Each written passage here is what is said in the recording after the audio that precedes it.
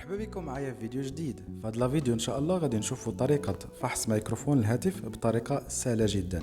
كما كيعلم الجميع ان الهاتف متكون من جوج ديال الميكروفون، الاول كيكون الفوق والثاني كيكون لتحت.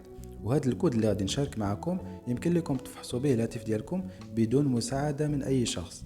والطريقة سهلة جدا، كتدخلوا اللوحة ديال الارقام اللي عندكم في الهاتف وكتكتبوا هذا الكود. ولكن قبل ما نكملوا الشرح، كيف العادة إلا عجبكم المحتوى اللي كنقدم ما تنساوش انكم تشتركوا في القناة وتفعلوا زر الجرس ليصلكم كل جديد.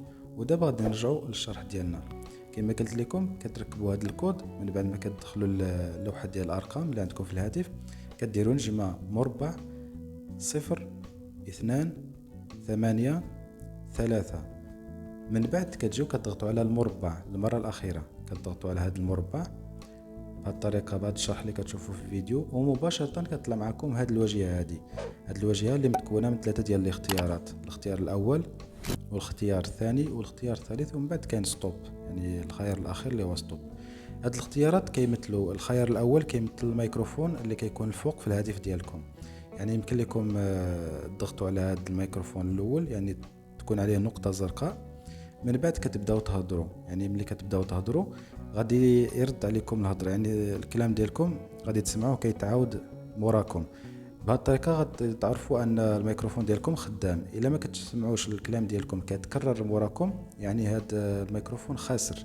كذلك الاختيار الثاني كديروا عليه نقطه زرقاء، كتقولوا مثلا السلام عليكم، وكتشوفوا الهضره ديالكم واش كتعاود ولا لا. الا ما كتعاودش يعني خاسر، الا كتعاود يعني الميكروفون خدام مزيان. وهذه هي الطريقه باش تفحصوا الميكروفون ديال الهاتف ديالكم.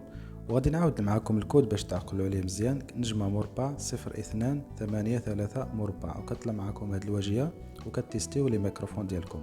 وهذه هي الطريقه سهله جدا باش انكم ديروا فحص الميكروفون ديال الهاتف ديالكم.